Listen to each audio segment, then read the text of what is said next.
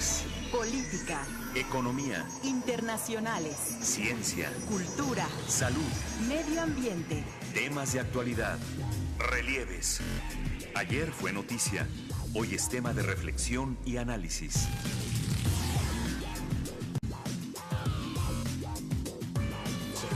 Relieves.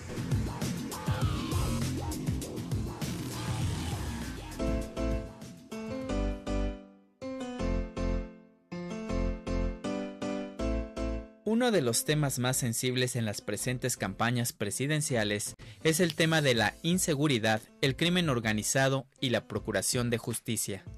2017 cerró como el año más violento para México desde que haya registros en el Sistema Nacional de Seguridad Pública, con más de 23,000 homicidios dolosos, y en enero de 2018 volvió a romper récord en este rubro con 2,500 asesinatos violentos.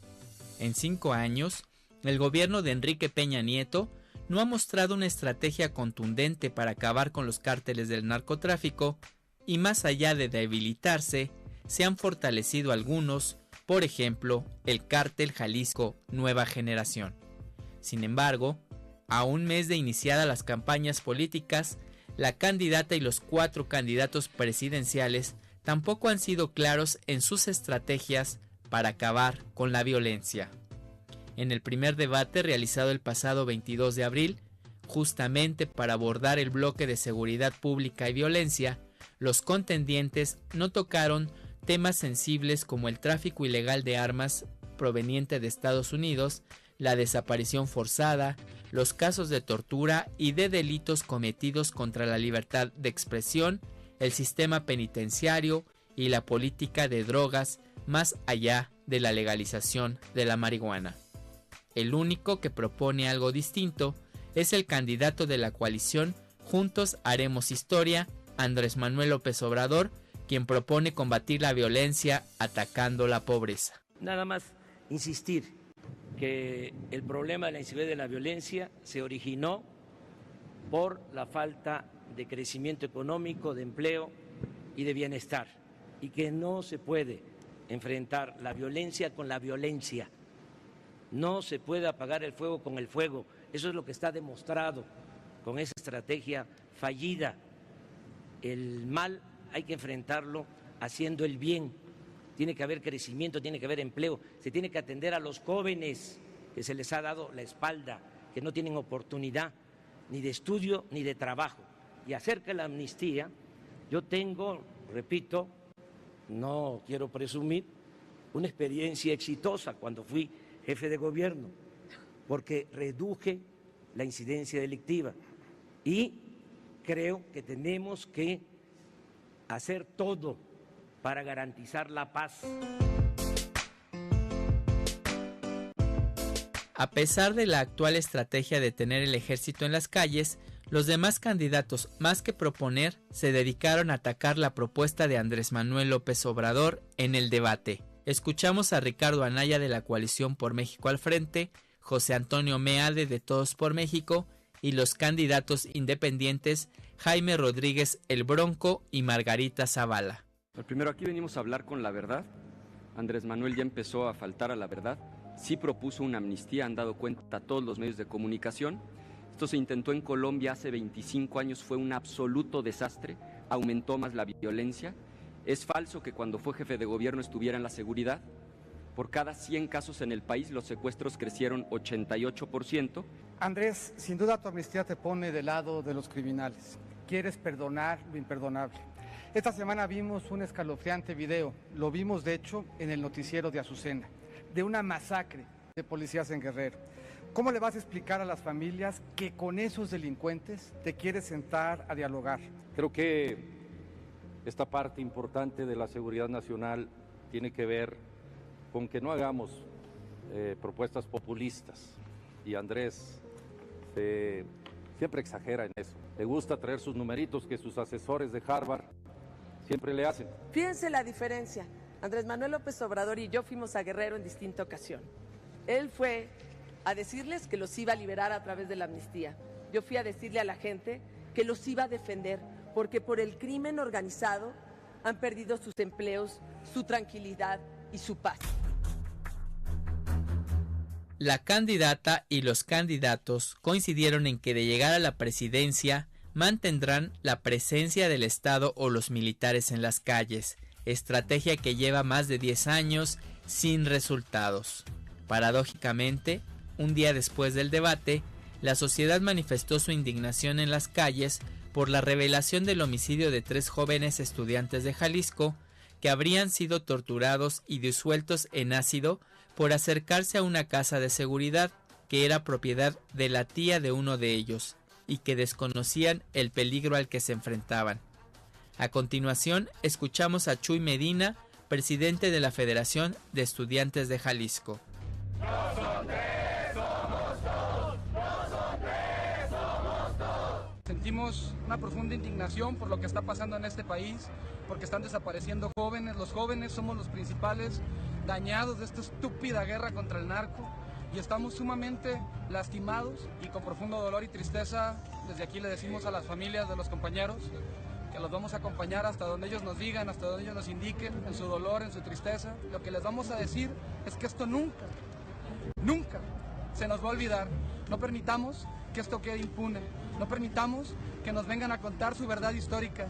No permitamos que vuelvan a desaparecer a ninguno más ni a que nos vean la cara. Esto no va a seguir pasando. Queremos paz.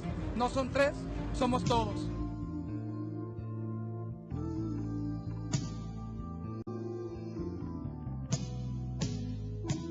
Quédese esta noche de Relieves, donde analizaremos las propuestas de la y los aspirantes presidenciales en un país teñido de rojo y el creciente incremento de los índices delictivos.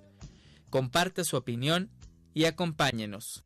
Si alguien me diga si ha visto a mi esposo, preguntaba la doña. Se llama Ernesto X, tiene 40 años. Trabaja en celador en un negocio de carros. Llevaba camisa oscura y pantalón claro. ¿Qué tal? Muy buenas noches, bienvenidos a una emisión más de su programa Relieves. Mi nombre es Carlos Calzada y le doy la más cordial bienvenida. Recuerde que su participación es muy importante, por lo que le invito a marcar nuestra multilínea 4155-1060. También puede escucharnos en nuestra página web www.radioeducacion.edu.mx, en la aplicación para teléfonos inteligentes, es Radio Educación. También puede escuchar, nos puede dejar sus comentarios y opiniones en nuestro perfil de Facebook Relieves 1060 AM. Como escuchamos en el reportaje de mi compañero Manuel Mora, esta noche hablaremos de la cada vez mayor inseguridad en México y las propuestas de los candidatos a la presidencia de la República para solucionarla. Luego de la desaparición y muerte de 3 estudiantes de cine que hacían una tarea en Tonalá, Jalisco, y cuyos cuerpos los habrían deshecho en ácido, nuevamente el debate sobre la crisis de seguridad que vive el país pues ha revivido. Una de las propuestas que más polémica ha generado es la de Andrés Manuel López Obrador, que habla de una amnistía.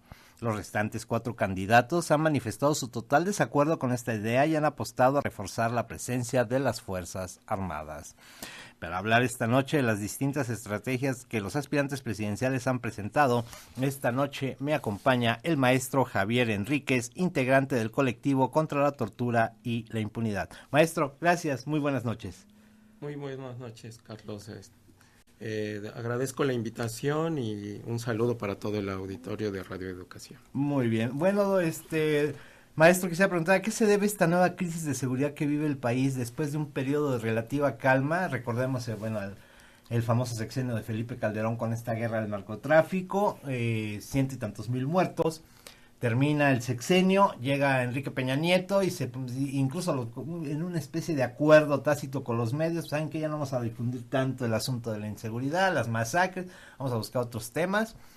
Y los primeros 2 años parece que funciona esta estrategia, ¿no? Como se percibe una baja en los delitos, pero a partir de 2016 y 2017, bueno, es un repunte, y lo que va de 2018 es un repunte espectacular, incluso está a punto ya de rebasar a Felipe Calderón en el número de muertos por este asunto del combate al crimen organizado.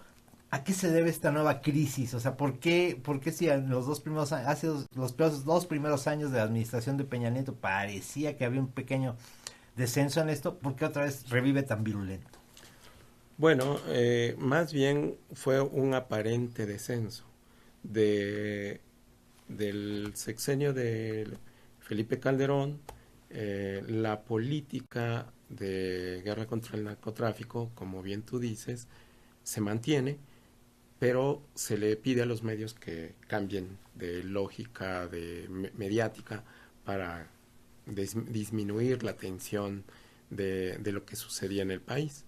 Los medios se enfocaron a las cuestiones de la reforma estructural y por ahí fueron, como dirían, manejando la caja china, ¿no? Y entonces se fueron hacia ese tema, pero nosotros como organizaciones defensoras de derechos humanos y que trabajamos las graves violaciones a derechos humanos, íbamos tomando el pulso de las grandes violaciones en este país, de la tortura, de la desaparición forzada, de las ejecuciones extrajudiciales, de las detenciones arbitrarias que se seguían dando en el país. Para nosotros los primeros 2 años de Peña Nieto, ni los dos, el primer año fue para nosotros muy claro que la situación no bajaba, se mantenía y que incluso iba a repuntar.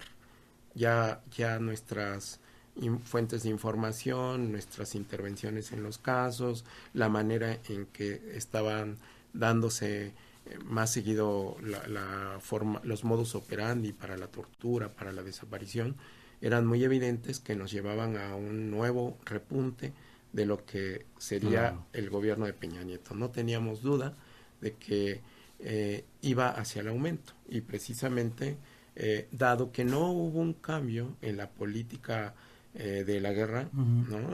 Una política pública diferente a la que había emprendido Felipe Calderón, las cosas no cambiarían en el fondo, ¿no? ¿Cuál era la situación? Sabíamos que el gobierno de Felipe Calderón había sacado al ejército a las calles y el gobierno de Peña Nieto los mantiene y no los regresa. Entonces, mantienen esa estrategia de seguir con el ejército en las calles y bueno, el repunte pues viene con mucha claridad y más en los estados donde hicieron incidencia, ¿no? Donde mandaron a las fuerzas militares a supuestamente detener, bajar, ¿no? Claro. En este sentido, maestro, ¿qué saldo arroja la actual estrategia de usar a las Fuerzas Armadas en el combate al crimen organizado? Recordemos que incluso el propio secretario de la Defensa llegó en algún momento a comentar que ya están cansados, ¿no? Que ya se habían cansado de este asunto. Sí. ¿Cuál es el saldo de usar a las Fuerzas Armadas y no este asunto que siempre se ha dicho que supone que no deben de estar en estas labores y que es una labor que deben cumplir las fuerzas policíacas, pero vemos que el famoso mando único, la famosa reestructuración de policías, pues duerme el sueño de los justos, ¿no? ¿Cuál es el saldo hasta que arroja esta estrategia de usar a las Fuerzas Armadas? Bueno, es indiscutiblemente un saldo grave de grandes, digamos, situaciones de datos, ¿no? Tan duros, aquí por dar algunos. Sí. A partir de diciembre de 2012, más de 100,000 homicidios dolosos se han denunciado ante las procuradurías del país, incluyendo 25,339 en 2017, la cifra más alta de la historia. O sea, son datos muy fuertes. Se estima que entre 2009 y enero de 2017 tuvieron que desplazarse de manera forzada 310,527 personas para huirse de situaciones de violencia, incluyendo 29 desplazamientos masivos en 2016, impactando al menos en 23,169 personas en 12 estados.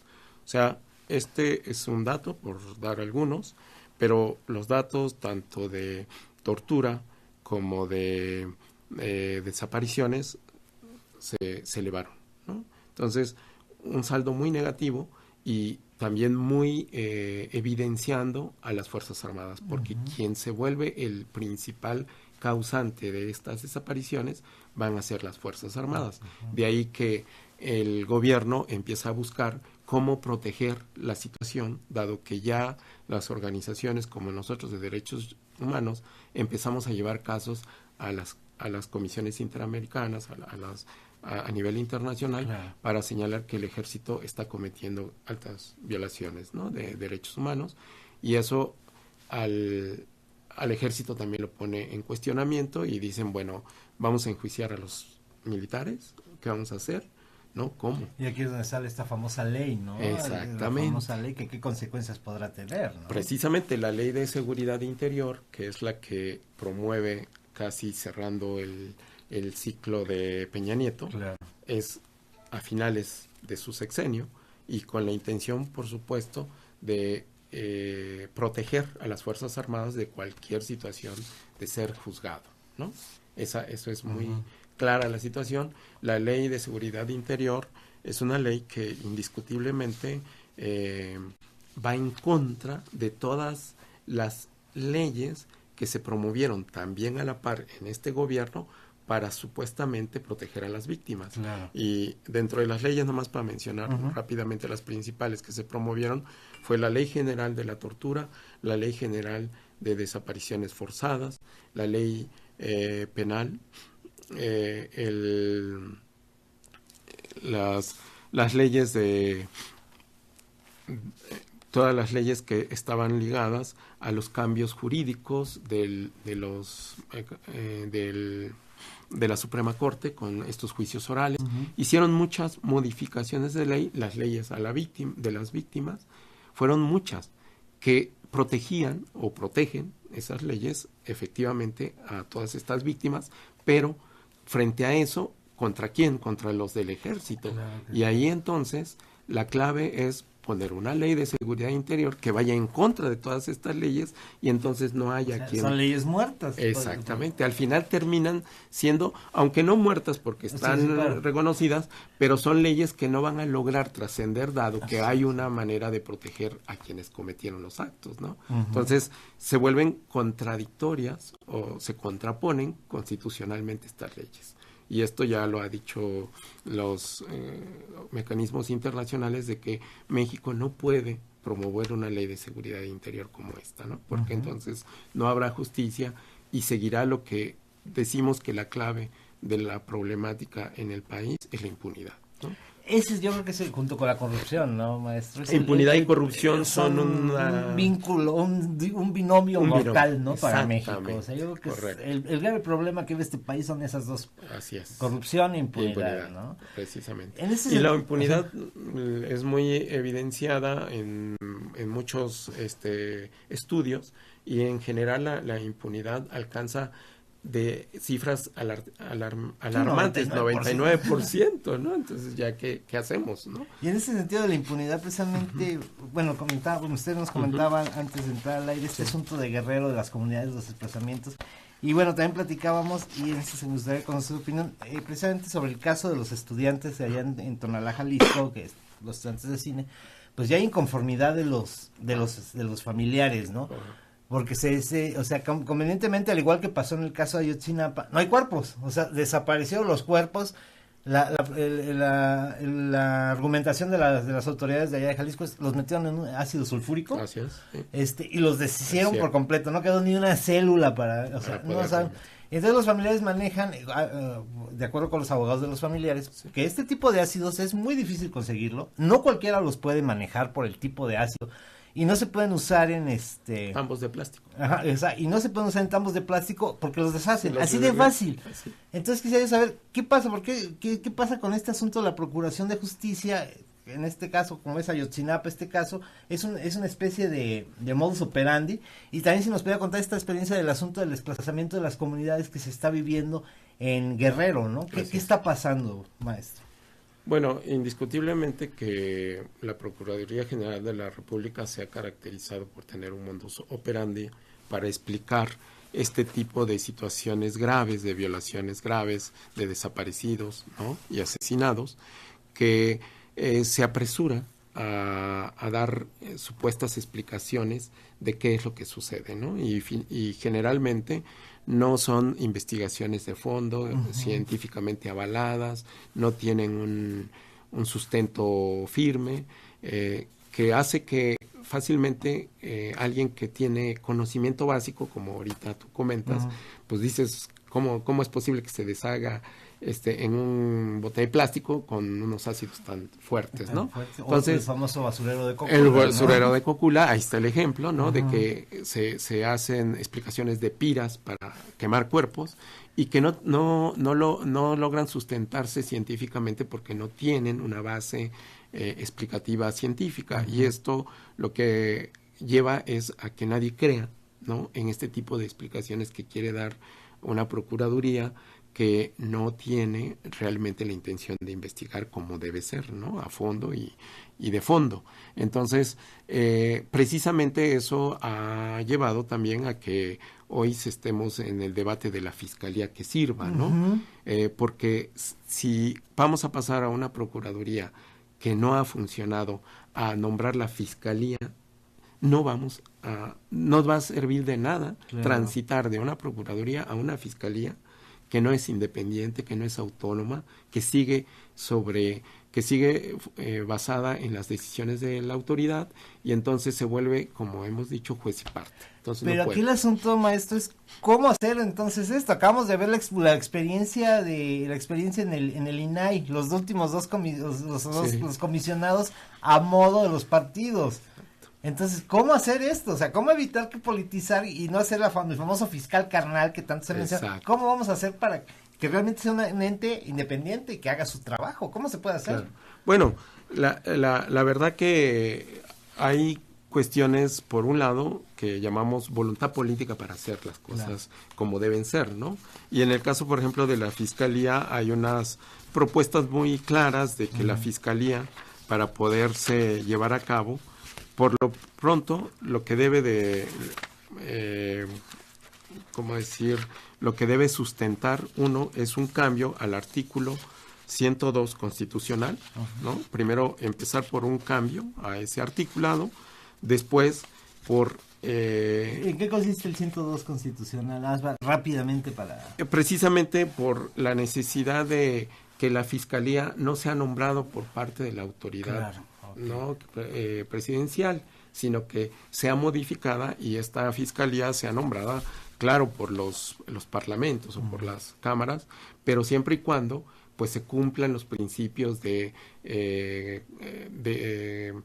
seleccionar a los candidatos, de ser estudiados, en fin, ¿no? Que cumplan los requisitos para un nombramiento, ¿no? De este tipo, y por supuesto de hacer una fiscalía que contemple ya una estrategia de independencia, de cumplimiento, de autonomía frente a la autoridad que siempre la ha presidido, ¿no? En ese sentido es muy importante que eso se modifique para que podamos contar con una fiscalía independiente y que pueda nombrarse a alguien que ha sido seleccionado bajo una serie de requisitos que cumple, de no estar vinculado ni a ningún partido ni a ninguna autoridad y va a asumir un papel precisamente de cumplir. Y aquí en ese sentido, entonces me gustaría saber su opinión sobre este asunto que Andrés Manuel López Obrador pues ya propuso sus ternas. Así es. Entonces esto podría marcarse como una especie de interferencia o intentar inferir en el proceso de selección y que no sea autónomo realmente quien quede como fiscal. Es correcto. Tiene que seguirse un procedimiento y los procedimientos pasan por eso, por modificar las leyes en donde hay una ley que te impone cómo se debe nombrar. Entonces hay que adecuar la ley y luego entonces venir a ver cómo va a ser la selección de esos candidatos, ¿no? En donde no es el presidente el que va a mandar la terna y él es el que va a decidir al final quién va a quedar, ¿no? No es. ¿Qué es lo que llamó mucho la atención en este asunto, esta conformación, ¿no? De esta terna, que además quedaba, estaba Olga Sánchez Cordero en una parte, pero también estaba como una posible a candidata al Senado, antes había un conflicto de intereses, pero entonces el asunto es precisamente cómo conseguir esa independencia, ¿no? Ese es el centro del asunto y eso pasa por hacer que los procedimientos se vuelvan transparentes, se vuelvan muy claros de cómo se van a seleccionar a esos candidatos o a esas personas y no hayan injerencias de compadrazgos, de amistades que hacen que finalmente esto no cumpla, ¿no? Es indiscutible eso. Perfecto. En estos momentos vamos a entablar como una conversación vía telefónica con Juan Velerías, periodista de la revista Proceso y autor del libro. ¿Estamos? Bueno, estamos en estos momentos, estamos todavía haciendo el enlace, entonces continuamos aquí con el maestro Javier Enrique. Maestro, en este sentido vamos a... Tú me preguntabas qué pasa con las cuestiones. Bueno, primero ya dejamos claro de que los familiares de los muchachos de Tonalá tienen toda la, ¿cómo decir?, la razón de cuestionar y sospechar que la autoridad no va a cumplir y no está haciendo las cosas bien. Esa es una.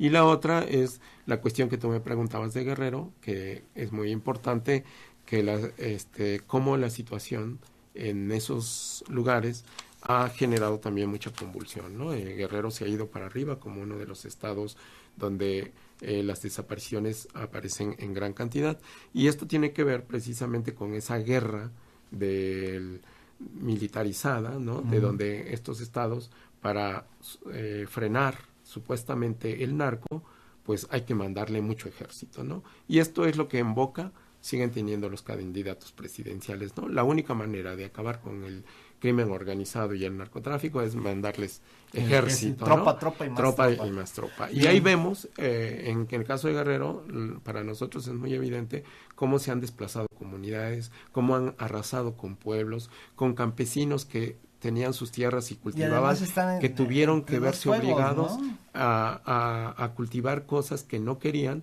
pero que los fuegos de ahora sí que de dos grandes sicarios o soldados los llevaba a hacer cosas que no querían, ¿no? Claro. Y eso, pues, por supuesto, nadie lo ve, no lo vemos si no estamos allá, ¿verdad? Y entonces es muy fácil decir, pues vamos a combatir y resolverlo de esa manera, y no ha sido posible. Ya se ha demostrado. Y entonces, ¿cuál es otra salida? Bueno, otra salida es buscar las vías que precisamente fortalezcan a la comunidad, le den apoyo, realmente se les dé las condiciones para vivir, para estar en seguridad, y no sea a través de ejércitos, ¿no? No sea a través de eso, sino sea a través de puntos de negociaciones, de condiciones que permitan la distensión. Por ejemplo, recientemente también salió un sacerdote a hablar precisamente de que él tenía que hablar con los narcos, y no era porque quisiera excomulgarlos o quisiera perdonarlos, sino es porque la única manera de cuidar a sus feligreses es hablando, ¿no? Dialogando, no para darle concesiones, sino simplemente para evitar que sigan arrasando con la población, ¿no? Bien, ahora sí hacemos contacto con Juan Velerías, periodista de la revista Proceso y autor del libro Jinetes de Tlatelolco, Marcelino Barragán y otros retratos del ejército mexicano. Juan, muchísimas gracias, muy buenas noches.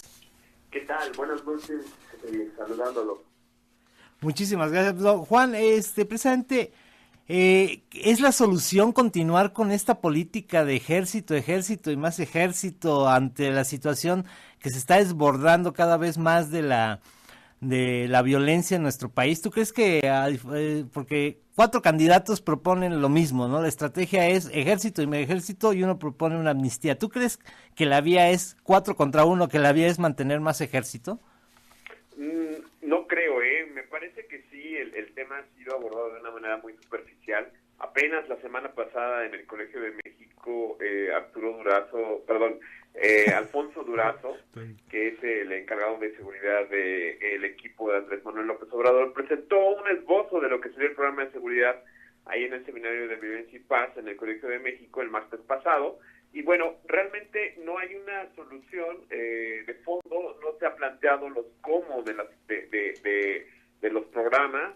Es un catálogo de buenas intenciones, en este caso de quien lidera las encuestas, pero sí el tema es mucho más complejo de lo que parece. Claro. El ejemplo del estado de Guerrero del que mencionaban es sintomático, es un botón de muestra de cómo el desastre en materia de seguridad puede llevar a colocar a la vida cotidiana de los ciudadanos, como el caso de Arcelia, el caso de San Miguel Totolapan, el caso de toda la región de Tierra Caliente, que en estos días ha padecido pues una ola que tiene contra la pared, ¿no? A los ciudadanos. El tema ahí es muy complejo porque no solamente es la Tierra Caliente, también es la zona centro del estado, Chilpancingo, los municipios de la entrada a la sierra como Tixtla, como Chilapa, y bueno, qué decir de la Costa Grande, ¿no? El tema de Zihuatanejo y de Petatlán, con las imágenes muy fuertes de los policías que fueron asesinados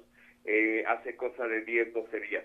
Entonces, sí, el problema es mucho más complejo de lo que parece, porque el ejército ha demostrado que en estos casos pues es totalmente rebasado, ¿no?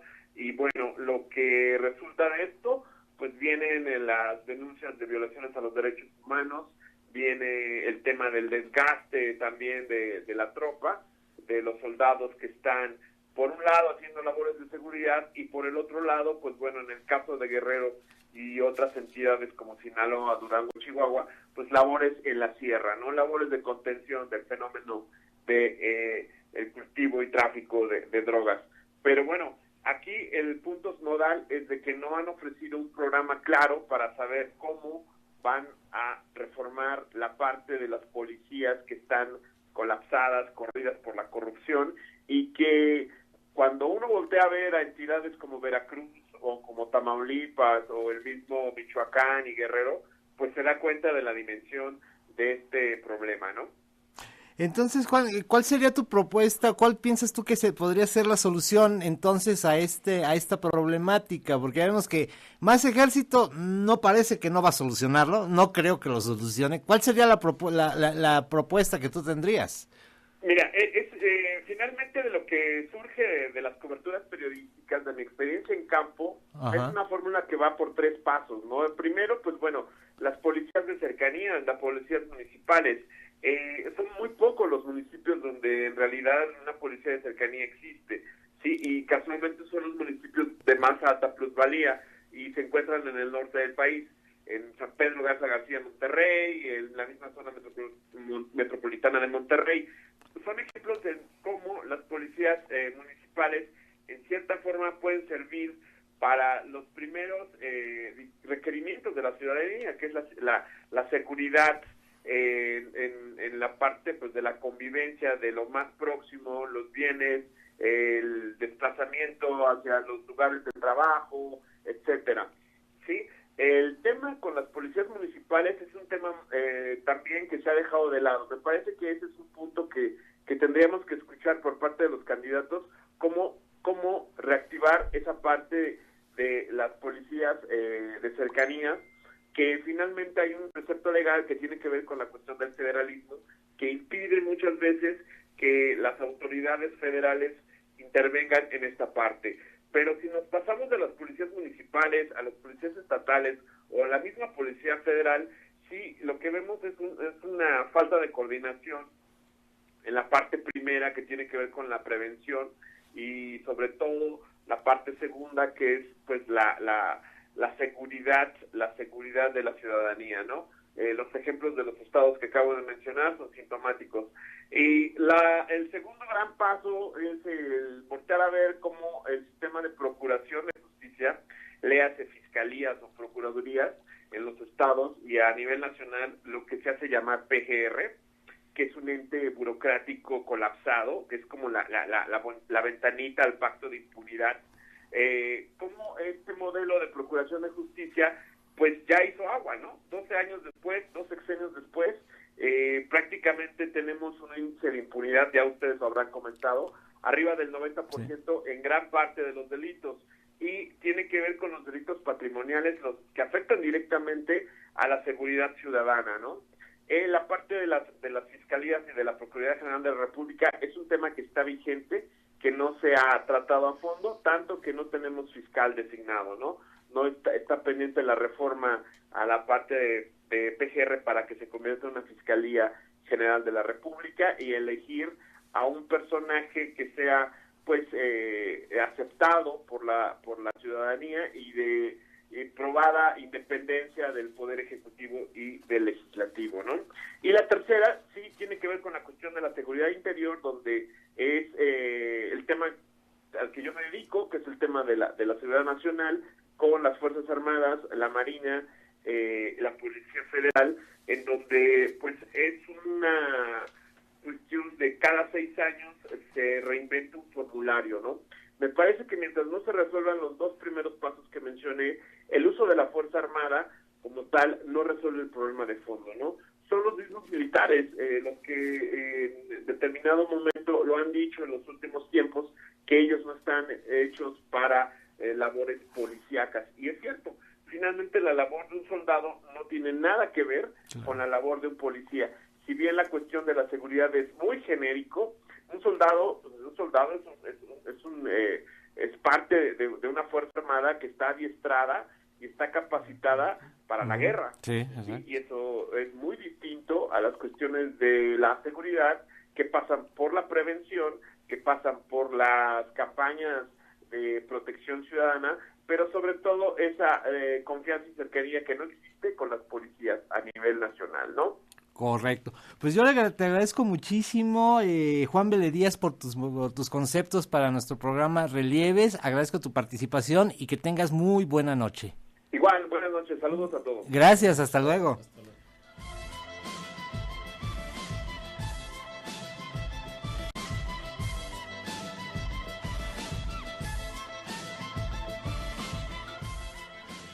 Los invitamos a escuchar el siguiente reportaje de mi compañero Manuel Mora. Recuerden nuestros teléfonos 41 55 10 60. Comienzan a llegar las primeras llamadas. Vamos a darles lectura regresando de este reportaje para comentarlas con nuestro invitado, el maestro Javier Enríquez. Regresamos en unos minutitos.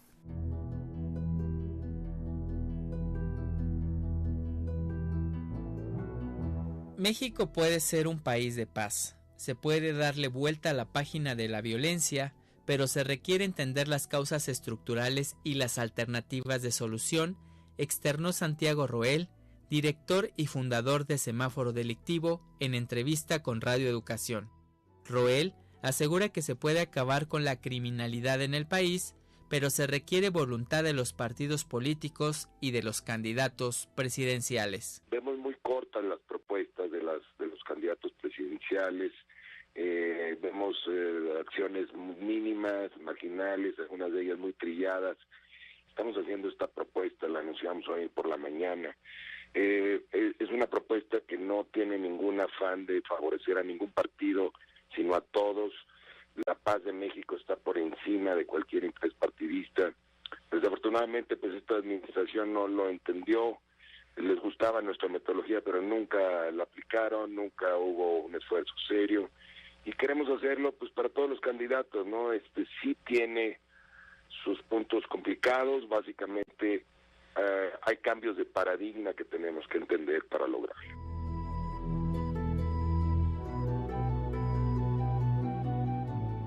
La organización Semáforo Delictivo que dirige Santiago Roel dio a conocer la semana pasada un informe en el que indica un incremento de 16% en homicidios dolosos en marzo de 2018 respecto del mismo mes del año pasado, 75% de ellos vinculados al crimen organizado. Otros delitos como la extorsión y el secuestro han ido a la baja durante el mismo periodo del estudio. Para Roel, experto en prevención social de la delincuencia y director del proyecto social ciudadano Semáforo Delictivo, las propuestas de los candidatos deben estar orientadas al fortalecimiento del sistema con estrategias y procesos de implementación efectivos que alimenten la participación de largo plazo y de mejora continua. No controlar a partir de mayor fuerza del Estado, sino ordenar a través de la información, considera Roel. Estamos hablando de un sistema complejo y los sistemas complejos se autoordenan, no se controlan. Cuando enfrentamos a un gobernante que quiere controlar el proceso de la paz por llevar una ventaja en las elecciones próximas, por echarle crema a sus tacos, por lo que tú quieras y gustes, se nos complica. No es de controlar, es de poner los incentivos correctos para que el sistema se autoordene. Por ejemplo, te puedo mencionar casos muy dramáticos donde hemos bajado nosotros la violación 70, un 80% en cuestión de meses, con información nada más, con pura información. Entonces, en muchos delitos, la mayoría de los delitos baja con información. Tenemos que trabajar en información veraz, oportuna, relevante, fácil de entender. Eso es lo que tratamos de aportar en el semáforo delictivo. Santiago Roel, de Semáforo Delictivo, dijo que lo que no entienden los gobernantes es que para combatir la inseguridad y el crimen organizado hay que atacar el mercado de las drogas. Insistiendo que este es un trabajo sobre el sistema completo, en una metodología que nos ha sido muy útil, que son mesas de trabajo en donde participan ciudadanos, medios de comunicación, organizaciones empresariales, autoridades y policías. Cada delito tiene un tratamiento diferente.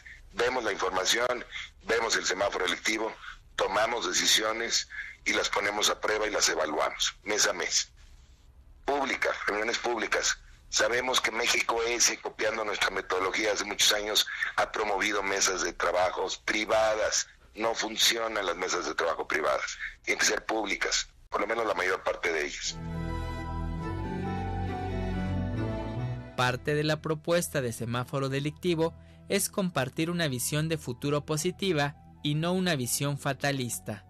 Centra el combate a la criminalidad primero en reconocer el problema, después en atacar a los sistemas y no personas, y tratar al delito según sus características y no a todos abordarlos por igual. Santiago Roel señala que no toda la estrategia puede basarse en el ejército en las calles. Yo creo que está muy cansado el ejército, que lo anden usando de policía y que lo anden usando para combatir un mercado cuando hay una manera más inteligente de hacerlo, ¿no? Y tampoco está exento el ejército del plata y el plomo, ¿verdad? También matan soldados y también a veces se cometen abusos de derechos humanos por parte de ellos, pues, porque los meten en esta tarea. Y también ha habido casos de corrupción dentro del ejército, seamos sinceros. Entonces, ni con el ejército, con lo bueno que es el ejército mexicano, pues ni con eso lo vamos a resolver. Entonces hay que entender de fondo esto, hay que regular las drogas. En la medida que regulemos las drogas, el ejército podrá regresar a sus tareas. Continúa en su programa Relieves, donde estamos analizando la situación del incremento de los índices delictivos y la violencia en el país. Participe con nosotros al 41 55 10 60.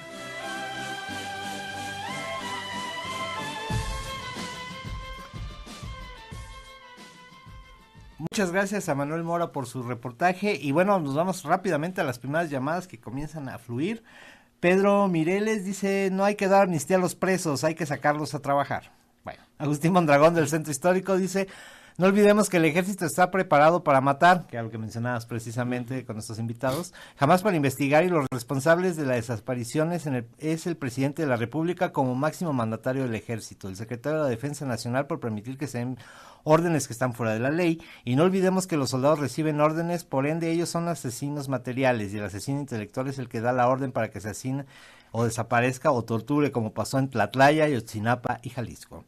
Manuel Munguía de Iztapalapa dice, tener amnistía no es tener impunidad. Los delincuentes tendrán una garantía respecto a sus personas y podrán aclarar en el marco de la justicia quiénes son los verdaderos truanes que esconden sus felonías entre los neoliberales que hoy están destruyendo a la nación con su modelo económico que ha hundido en la pobreza y la desigualdad a México. Por tal razón no quieren amnistía y mejor los extraditan. Los casos más recientes son el Chapo, Guzmán y Yarrington, y aquí seguimos en las mismas. Armando Luna Azcapotzalco, el ejército no ha servido para nada, solamente ha servido para violar derechos humanos de gente inocente. Yo pido pena de muerte para todos los delincuentes narco.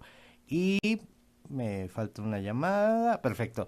Y José Silva de Catepec, para taparle la boca a la cuarteta perversa de Margarita Meade, Bronco y Anaya, que señalan a López Obrador de pactar con la delincuencia. El artículo 89 en su fracción 14 dice que el presidente de la República tiene facultad para conceder el indulto a los reos sentenciados por delitos federales y del orden común. Máximo García de Venustiano Carranza, saludos a todo el equipo de Relieves, muchas gracias. Toda esta violencia que padecemos en México se la debemos a Felipe Calderón. Él empezó con esta guerra absurda y Peña Nieto la continuó. Amnistía no es el perdón a los criminales, lo que quiere López Obrador es pacificar al país. El profesor Franco Gutiérrez, Francisco Gutiérrez de Iztapalapa dice: es de notarse que muchos sexenios hambrientos de poder y dinero no les importa derramar sangre según sus razones de estado. Vemos que el narco y otros delitos han sido encunados e incentivados por la propia mafia política. Es tal el cinismo e inmoralidad que la propia Margarita Zavala fue o es pareja del genocida Felipe Calderón. Es urgente que estemos integrando a las ONGs, previniendo crímenes de los gobiernos. Pues varias llamadas, y quisiera preguntar al maestro Javier Enrique si tiene algún comentario a las impresiones de nuestro público, por favor. Sí, indiscutiblemente que estoy de acuerdo con muchos de sus comentarios que nos hace el público. Lo que sí quiero dejar muy relevante es que muchas veces se piensa que los que están en la cárcel, que son del narco, que son secuestradores o gente de la mafia, son los grandes capos, y no es así. La gran mayoría, que dada nuestra experiencia documentando casos, nos encontramos que muchos de ellos se tratan de jóvenes, gentes que fueron detenidas como parte de esos operativos, y que no son precisamente gente que está mezclada con el narco y ese tipo de situaciones, ¿no? Tal que nos parece fácil, y muchos opinan con facilidad, de decir hay que matar a los del narco, ¿no? Y si uno aplicara esta regla en este país, pues la gran mayoría puros, ¿no?, inocentes, ¿no? Mataríamos a inocentes. Realmente los narcos principales son estos que se llevan a Estados Unidos, son estos que los dejan libre. Cuando el gobierno de Peña Nieto, que supuestamente no aplicó ninguna amnistía, si ustedes se acuerdan, el primer capo que dejan escapar es Caro Quintero. Uh-huh. Y según esto, por un error en el manejo jurídico de su caso, ¿no? Hubo un error de haberlo condenado no me acuerdo si era en el fuero común y correspondía al fuero federal. No me acuerdo cuál era el punto exacto, pero que eso hizo que fácilmente Caro Quintero saliera libre. Y eso que no era amnistía, eso, ¿no? Entonces, ¿cómo entrando al primer año del gobierno de Peña Nieto sale un capo de muchos años? ¿Sí? Que estaba uno de los viejos capos. De los viejos capos, ¿no? Entonces, ¿qué habla de eso? Pues que hubo negociaciones. No hay tal amnistía. La amnistía la usaron ellos para liberar a esos capos. Bueno, entonces, la cuestión de la amnistía es algo que se maneja como un perdón a alguien que hace algo, ¿no?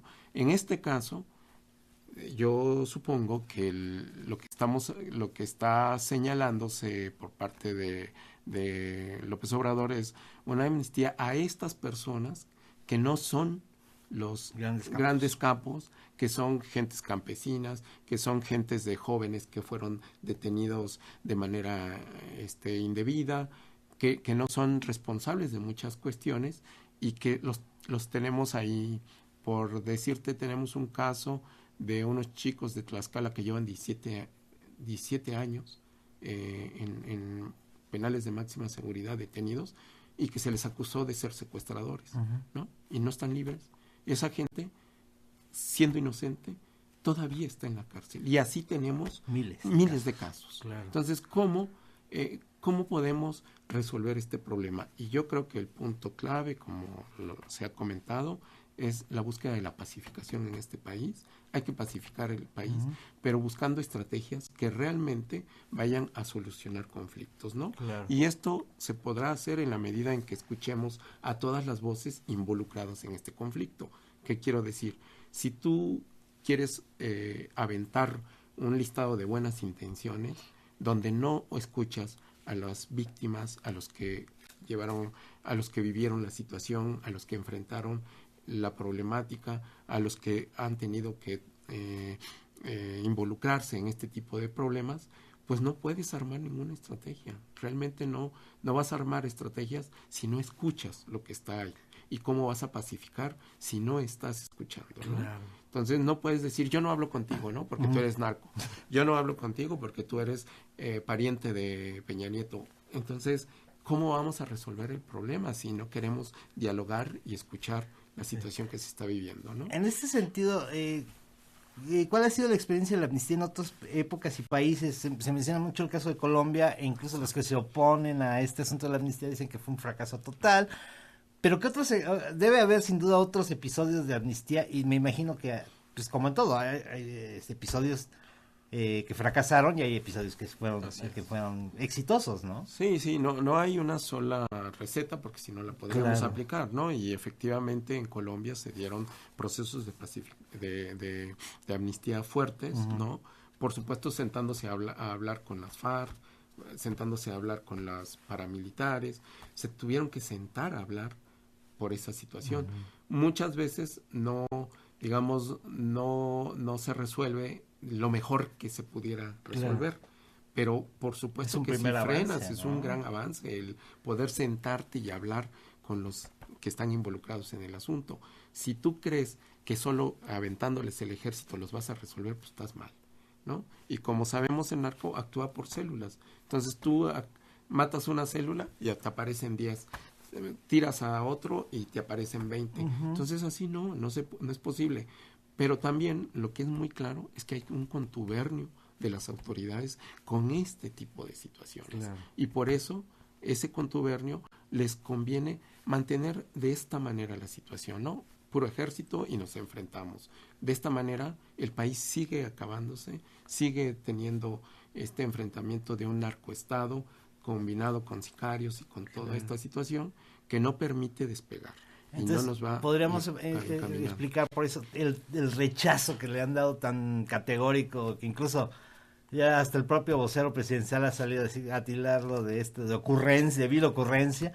Entonces, es en base precisamente a que, como dice usted, este contubernio puede ser una de las bases por las que se dé este rechazo, ¿no? Que se ha sido enconado el rechazo, ¿no? A pesar de que se lo ha explicado el Durazo, lo ha explicado Olga Cordero, lo ha explicado Tatiana, lo ha explicado el propio López Obrador, pues bueno, sigue generando este escozor en la clase política, pero el asunto también son los medios, claro, que platicábamos, ¿no? Porque los medios también hacen el reflejo de van a soltar al Chapo, o sea, ese es el asunto. Entonces, ¿cómo hacemos entonces, maestro?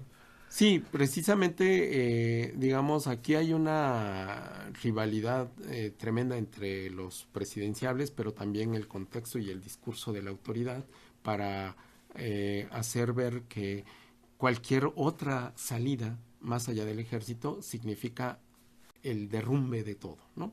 Pero el derrumbe va a ser el derrumbe del negocio de estos gobiernos que han mantenido la situación, ¿no?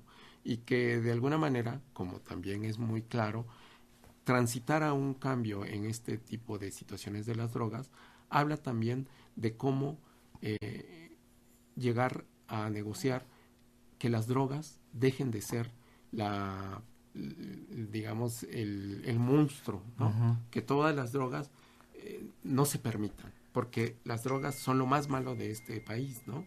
Y entonces no hay una apertura para hablar de las drogas, cuáles deben de ser controladas, cómo deben de ser controladas, para que no siga habiendo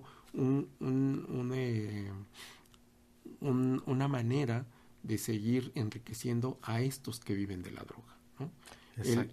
En México, y bueno, nos queda claro también el referente histórico de el alcohol, ¿no?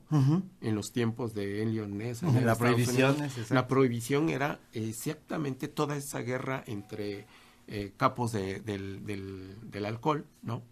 Y que finalmente cuando el alcohol se vuelve algo ya controlado, abierto, se acabó, ¿no? Todos esos capos del alcohol. Ahora tenemos los capos del narco, ¿no? Y que seguimos con la idea de que hay que prohibirlo para que entonces la guerra siga. ¿Usted está entonces a favor de una legalización? De una legalización que controle, ¿no? Que ponga los parámetros o las normas de cómo debe ser controlada el uso de las drogas, por supuesto, porque si no, seguiremos en esta misma permanente situación de criminalizar a cualquiera que traiga una droga, ¿no? Un joven que trae una marihuana, ¿no? Ese es un capo. ¿No? Entonces, ¿cómo? Si así vamos a manejar la situación, no vamos a lograr avanzar en este país En Europa, hoy en día, las drogas, hasta hay lugares para Sí, aplicártelo. claro. Tú la puedes usar y fumar en un lugar. Tú la puedes aplicar en tu cuerpo en lugares especializados. Precisamente eso se trata de normar y reglamentar el uso de las drogas que nos lleve a pacificar esta broma. Pero a nosotros parece que nos encanta el miedo, ¿no? O sea, a los mexicanos parece que la política del miedo es lo que rifa, ¿no? De que es que va a pasar esto, va a pasar el otro, o sea, entonces, pues es una situación muy, muy difícil. Pues bueno, precisamente estamos ya a punto de terminar el programa, entonces, como a manera de conclusión, maestro Javier Enríquez, ¿cómo lograr una verdadera política de seguridad en México? Sería para concluir el programa. Es una pregunta. Sí, realmente es una pregunta muy fuerte. Yo creo que la política en México, de una política pública que realmente ayude a que pacifiquemos este país, pasa por eso que dije, de llamar a los actores, negociar con los actores, platicar con ellos, escucharnos y sacar una estrategia para encaminar a como dijéramos, a desarmar o bajar el nivel de la violencia, ¿no?, en el país. No hay otra manera porque sea más conveniente que estas a seguir jugándole a que con más ejército, con más policía, vamos a resolver el problema. No es la salida. Perfecto. La lectura de las últimas llamadas que nos acaban de llegar. Juan González Tamés, ¿qué opinan sobre la tesis de que la violencia está relacionada para frenar la organización social y así evitar el cambio social pacífico? Víctor Martínez, quiero hacer una aportación de 3 fuentes bibliográficas donde está la definición y concepto de amnistía. De Román Reyes, Terminología Científico-Social, Aproximación Crítica, de Editorial Antropos. De Piña Rafael y de Piña Vara Rafael, Diccionario de Derecho de Porrúa, el Diccionario de Términos Jurídicos editado por la Facultad de Derechos del Instituto de Investigaciones Jurídicas de la UNAM. Pues le agradecemos mucho a Víctor Martínez, pues precisamente para si alguien quiere conocer más sobre este concepto de la amnistía. Y Ramón Ortega dice, el gobierno y el narco son lo mismo. Y Juan Sánchez dice, al Chile, a través de estas campañas políticas me he dado cuenta que la demagogia de los medios cuando nos representan al pueblo para preguntar, para señalar, para acusar, me atrevo a decir que todos o casi todos son corruptos. Pues bueno, son nuestras últimas llamadas. Yo quiero agradecer al maestro Javier Enríquez, integrante del colectivo contra la tortura y la impunidad, que nos haya acompañado esta noche aquí en la cabina José Vasconcelos de Radio Educación. Maestro, muchísimas gracias. Igualmente, muchas gracias por tu invitación y con mucho gusto estamos aquí para comentar.